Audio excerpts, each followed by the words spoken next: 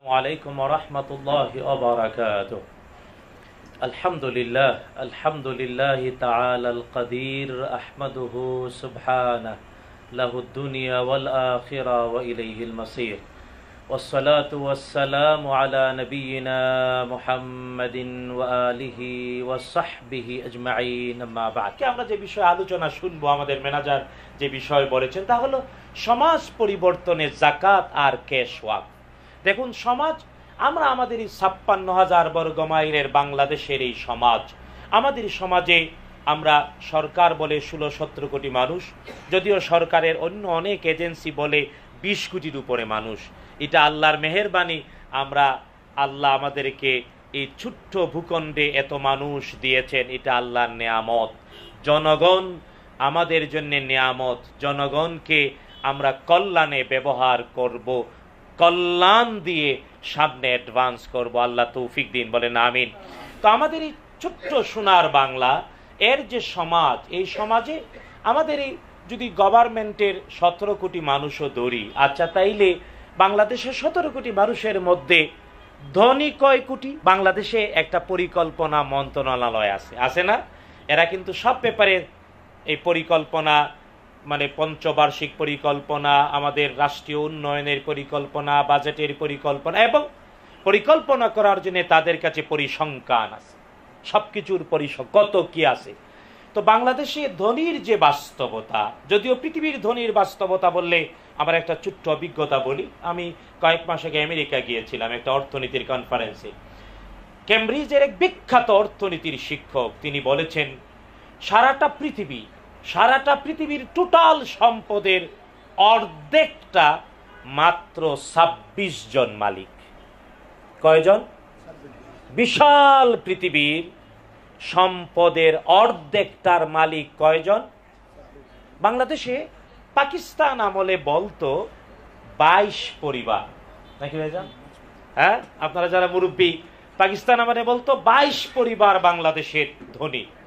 এখন হয়তো ২২০০ হয়েছে, অথবা ২২,০০০, অথবা ২২ লাখই ধনী বললাম। কোটির কাতারে ধনীর সংখ্যা বলা বাংলাদেশে বড় কঠিন। বাংলাদেশে মিডল শ্রেণীর সংখ্যাটা, মধ্যবিত্ত মানুষের সংখ্যাটা অনেক বেশি। আর আসলে মধ্যবিত্ত মানুষরাই অনেক কষ্টে আছে। কিন্তু মধ্যবিত্ত যে, বা পকেটে টাকা নিয়ে বাজারে গেলেও মুশকিল, বউয়ের বাজারের লিস্টি পূর্ণ করা মুশকিল, বাচ্চার চাহিদা পূর্ণ করা মুশকিল, বাচ্চার স্কুলে পড়াতে গেলে টিউশন ফি দেওয়াও, সব জায়গায় রাস্তায় চলবে তাও মুশকিল। ভদ্রচিত জীবনযাপনে আমাদের সমাজে যেন চতুর্দিক থেকে প্রতিবন্ধকতা, ঠিক না? শুধু তাই না, যারা একেবারে দরিদ্র, হ্যাঁ, আপনারা বলতে চাইবেন দরিদ্র কাকে বলে? দরিদ্রের সংজ্ঞায় বিশ্ব ব্যাংক এক ধরনের সংজ্ঞা দিয়েছে। তারা বলেছে এত ডলার না থাকলে দরিদ্র। IMF এক ধরনের সংজ্ঞা দিয়েছে। পৃথিবীর অনেক সংস্থা এবং রাষ্ট্র অনেক সংজ্ঞা দিয়েছে। বাংলাদেশেরও একটা নিজস্ব সংজ্ঞা আছে। বাট ইসলামী শরিয়া চিরন্তন ভাবে সংজ্ঞা দিয়েছে দরিদ্র কাকে বলে, ধনী কাকে বলে, চিরন্তন সংজ্ঞা। বিশ্বনবী সাল্লাল্লাহু আলাইহি ওয়াসাল্লাম জানিয়েছেন, যে ব্যক্তির কাছে তার নিজের নিত্য সকল মৌলিক প্রয়োজন পূর্ণ করার পরে ৭.৫ ভরি স্বর্ণের দাম, অথবা ৭.৫ ভরি স্বর্ণ, অথবা 52.৫ ভরি রৌপ্য, অথবা এর দাম একটা চন্দ্র বছর ৩৫৪ দিন পর্যন্ত উদ্বৃত্ত থাকে না, সে ধনী না, সে হলো ধনীর নিচে।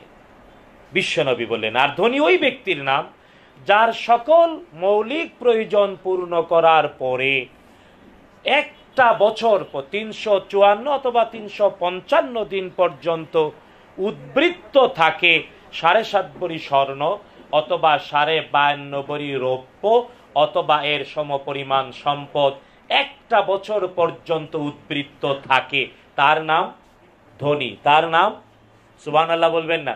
নবীজির দেওয়া ধনীর সংজ্ঞা। এখন বাংলাদেশে নবীজি সাল্লাল্লাহু আলাইহি ওয়াসাল্লামের দেয়া এবং ইসলামের চিরন্তন ধনীর সংজ্ঞা মিলালে বাংলাদেশে কোটি কোটি মানুষ দরিদ্র সীমার নিচে। বাংলাদেশের পরিসংখ্যান, বাংলাদেশের পরিকল্পনা মন্ত্রণালয়ের পরিসংখ্যান অনুযায়ী বাংলাদেশেই এবং পৃথিবীর আমাদের দক্ষিণ এশিয়ার তথা পৃথিবীর অধিকাংশ দেশে, উন্নত দেশগুলো বাদ দিলে, আমাদের নিম্ন আয়ের দেশ অথবা উন্নয়নশীল দেশ যাই বলেন না কেন, এই দেশগুলোতে ধনী আর দরিদ্র হলো 1:9, অর্থাৎ পার্সেন্টেজ করলে 100 জনের মধ্যে 10 জন হলো ধনী আর 90 জন দরিদ্র। 90 জন দরিদ্র।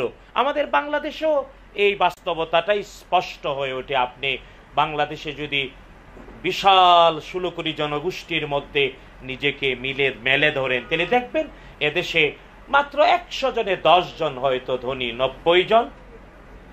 এই যে আমাদের সমাজের এই বাস্তবতা, 90 জন দরিদ্র, এই জন্যেই সমাজে অস্থিরতা, চুরি ডাকাতি, রাহাজানি, খুন।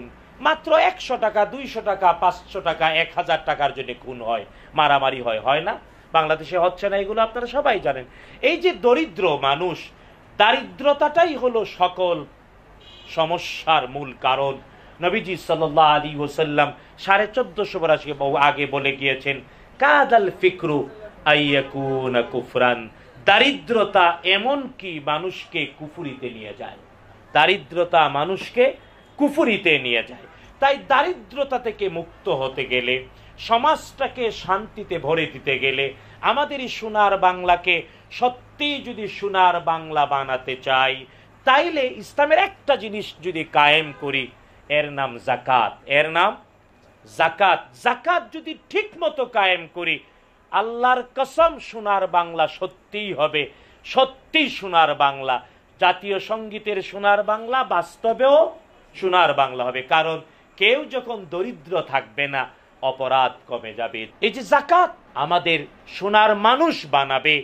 কারণ অভাব যখন থাকবে না, পূর্ণিমার চাঁদকে ঝলসানো রুটি মনে করবে না, তখন চাঁদকে মামা বলে ডাকবে। পেটে যখন খাবার থাকবে, চাঁদকে ডাকবে মামা।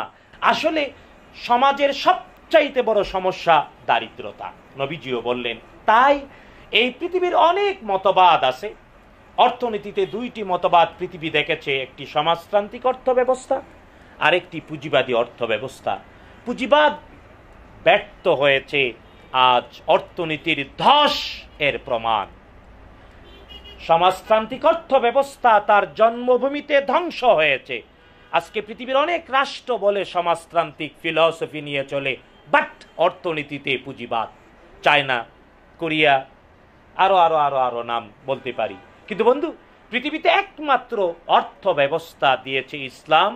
এর বিকল্প কেবল ইসলাম। ইসলামের বিকল্প ইসলাম, এছাড়া আর কেউ নাই। ইসলামের অর্থ ব্যবস্থায় যাকাত। যাকাত মানে হলো আপনি যিনি ধনী, আপনি যিনি ওই ধনীর সংজ্ঞা, তার মানে নিজের সকল মৌলিক প্রয়োজন পূর্ণ করার পরে 1 বছর পর্যন্ত 7.5 ভরি স্বর্ণের মূল্য সমান টাকা উদ্বৃত্ত থাকলো, তাইলে 1 বছর পরে এর 2.5% আপনি অ্যাসেসমেন্ট করে পরিকল্পনা অনুযায়ী নিশ্চিত হয়ে তার কাছে পৌঁছে দেবেন। তো ঘোষণা দিয়া যাকাত নিও আর মানুষরে যাকাত বানায় দেবেন, এমন বাটপারি শিখায় না ইসলাম, এমন অসভ্যতা ইসলাম শিখায় না। বুঝতে পেরেছেন? তাই যাকাত সমাজকে সুন্দর করে, সমাজ এর দারিদ্র বিমোচনে বাধ্য করে সকল ধনীকে তার সম্পদের নির্দিষ্ট অংশ দরিদ্রের কাছে পৌঁছে দিতে। এই জন্যে যাকাত নিতে আসবে না, যাকাত পৌঁছে দিতে হয়। আল্লাহর আদেশ, নবীজির আদেশ। আর এটা রাষ্ট্রের দায়িত্ব। রাষ্ট্র যাকাত আদায় করে যাকাত বন্টন করবে। যাকাত 8টা নির্ধারিত খাতে দিতে হয়। দেখুন, যাকাত ইসলামী অর্থ ব্যবস্থার বিশাল এক বিষয়ের বা অবতারণা করেছে। এর একটা জিনিস যদি আপনারা বুঝেন, দেখুন, যাকাত ইসলামী অর্থ ব্যবস্থায় মূল বক্তব্য হলো টাকা কেবল ধনীদের কাছে থাকবে না। সম্পদ কায়লা তাকুনা দুলাতাম বাইনাল আগনিয়া মিনকুম, সম্পদ কেবল ধনীদের মধ্যে আবর্তিত হবে না, বরং প্রত্যেকটি মানুষের কাছে সম্পদ যাবে। পৃথিবীতে একমাত্র ব্যবস্থা জাকাত, যার দ্বারা প্রত্যেক মানুষের কাছে অর্থ যায়। যিনি ধনী তিনি দরিদ্রের ঘরে বছরে একবার তার 2.5 টাকা, 100 টাকায় 2.5 টাকা পৌঁছে দেবেন। এর দ্বারা ধনীর সম্পদের পাহাড়ের দরওয়াজাটা সবার জন্য খুলে যায়। কন্যা সুবহানাল্লাহ। সম্পদের দরওয়াজা সবার কাছে খুলে সবার কাছে যায় জাকাতের মাধ্যমে। দেখুন, আয় এবং ধন বন্টনে বৈষম্য আছে, কেবলমাত্র জাকাত এই বৈষম্যটা দূর করে দেয়। আপনি একজন বলবে আমি অনেক আয় করব, করেন, কোনো অসুবিধা নেই, কেবল জাকাত দেবেন। আর জাকাতটা মিনিমাম। দেখুন, আমরা যারা ইনকাম ট্যাক্স দেই, বাংলাদেশে ইনকাম ট্যাক্স মিনিমাম 10%, তারপরে 12, 15, 20, 25%, সর্বোচ্চ 100 টাকায় আয় করলে 25 টাকা ট্যাক্স দিয়ে দিতে হয়। ওই জায়গায় আপনি 100 টাকা আয় করবেন, মাত্র দেবেন 2.5 টাকা। 2.5 টাকা, 40 টাকায় 1 টাকা, 100 টাকায় 2.5 টাকা। দেখুন, ধনী এবং দরিদ্রের আমি যে বললাম পরিসংখ্যানে, মানে 10 জনের মধ্যে 100 জনের মধ্যে 10 জন ধনী, 90 জন দরিদ্র। যদি জাকাত ব্যবস্থা কায়েম করা যায়, অটোমেটিক্যালি এটা উপরের দিকে উঠতে থাকে। তাই ধনী আর দরিদ্রের বৈষম্যটা প্রতি বছর 2.5% করে আরো অনেক বেশি উঠে। বাংলাদেশে একটা এনজিও আছে, সেন্টার ফর জাকাত ম্যানেজমেন্ট, CZM, অনেকেই নাম শুনেছেন। এই এপ্রিলের 4 তারিখে ওই যে বাংলাদেশ কৃষিবিদ ইনস্টিটিউশনে 7ম জাকাত ফেয়ার হয়েছে।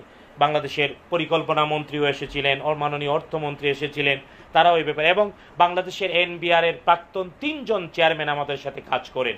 3 জন চেয়ারম্যান, তাদের অভিজ্ঞতা, কারণ তারা জানে কত টাকা ট্যাক্স হয়, তারা 3 জন একমত হয়ে বলেছে যে বাংলাদেশে প্রতি বছর কেবল প্রাতিষ্ঠানিক জাকাত, বড় বড় মিল ইন্ডাস্ট্রি যা আছে, ব্যক্তি নয়, প্রাতিষ্ঠানিক জাকাত ক্যালকুলেশন করে আদায় করলে 30,000 কোটি টাকা বাংলাদেশে প্রতি বছরে জাকাত ইনকাম হওয়া সম্ভব। এবং এটা যদি ঠিক মতো 8টা খাতে, আল্লাহর বলে দেয়া সূরাতুত তাওবার 60 নম্বর আয়াতে আল্লাহ যাবে বলেছেন, ঠিক মতো বন্টন হয়, তাহলে বাংলাদেশে আমাদের এই বিশাল জনগোষ্ঠী, যেখানে 100 জনের 90 জন দরিদ্র, মাত্র 12 বছরে বাংলাদেশে দরিদ্র কেউ খুঁজে পাওয়া যাবে না। এবং এই গবেষণার সাথে কেয়ারটেকার গভর্নমেন্টের সাবেক উপদেষ্টা ডক্টর হুসেইন জিল্লুর রহমান, তিনি বলেছেন এটা সত্য। কন্যা সুবহানাল্লাহ। তাই আমাদের এই সমাজ পরিবর্তনে জাকাত কায়েম হোক, আমরা চাই না। আমরা জাকাত বুঝবো তো ইনশাআল্লাহ। দেখুন, জাকাতের দ্বারা আরেকটা জিনিস এটা বোঝা উচিত, সম্পদ অলস রেখে কেবল আয় করবো আর খাবো, বিনিয়োগ না করে জমা রেখে টাকা খাবো, জাকাত এটাকে পানিশমেন্ট করে। কারণ প্রতি বছর জাকাত দিতে হবে। যদি একজন মানুষ প্রতি বছর অলস টাকা থেকে জাকাত দেয়, মূলধন ক্ষয় হবে। এই জন্য জাকাত আদেশ করে টাকাটা বিনিয়োগ করতে, কারণ টাকা যার কাছেই আছে সে যাতে টাকা অলস ফেলে না রাখে। আধুনিক অর্থনীতিতেও অলস সম্পদকে সম্পদ বলে না। তাই ইসলাম যার কাছে যতটুকু সম্পদ আছে টোটালটা বিনিয়োগ করো, কাজের চাকা চালু করো, উৎপাদন করো, আয় করো, এর থেকে 2.5% দাও। এই জন্য যেখানে জাকাত কায়েম আছে ওই সোসাইটিটা সোনার সমাজ হয়ে যায়। বলেন না আলহামদুলিল্লাহ। ইসলামী সমাজে উমর ইবনে আব্দুল আজিজের সময়ে অর্ধেকটা পৃথিবীর কোথাও জাকাত নেওয়ার মতো মানুষ খুঁজে পাওয়া যায়নি। জাকাত দিলে বাধ্য হয়ে বিনিয়োগ করতে হয়, অলস টাকা জমায়া রাখতে পারে না।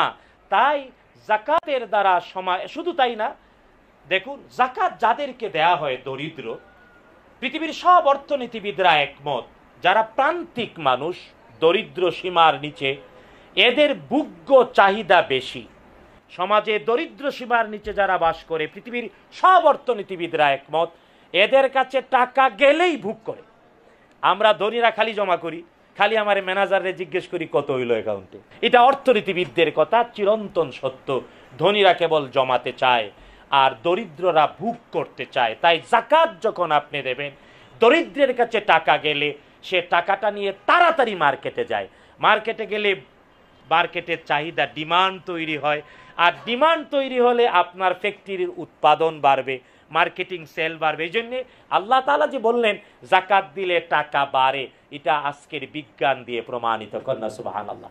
তাই সত্যিকার অর্থে সমাজ পরিবর্তনে জাকাত অতি গুরুত্বপূর্ণ একটি বিষয়, যা আমাদের সোসাইটিতে কায়েম হওয়া উচিত না উচিত না। আল্লাহ সবাইকে তৌফিক দিন, বলেন আমিন। সবচেয়ে বড় কথা, জাকাত ইসলামের 5টি ভিত্তির অন্যতম। আল্লাহ তাআলা কোরআনে কারীমে 28টি আয়াতে আকিমুসসালাহ ওয়া আতুজ যাকাত বলেছেন, নামাজের সাথে যাকাতকে মিলিয়ে দিয়েছেন। আজ আমরা অনেকেই হয়তো নামাজ কায়েম করতে পারি, চেষ্টা করি, কিন্তু যাকাত ঠিকমতো দিচ্ছি না। এই জন্য আমি আমার নিজেকে, আপনাদের সবাইকে তওবা করতে বলি, সতর্ক হয়ে ঠিকমতো ক্যালকুলেশন করে যথাযথভাবে জাকাত দেব।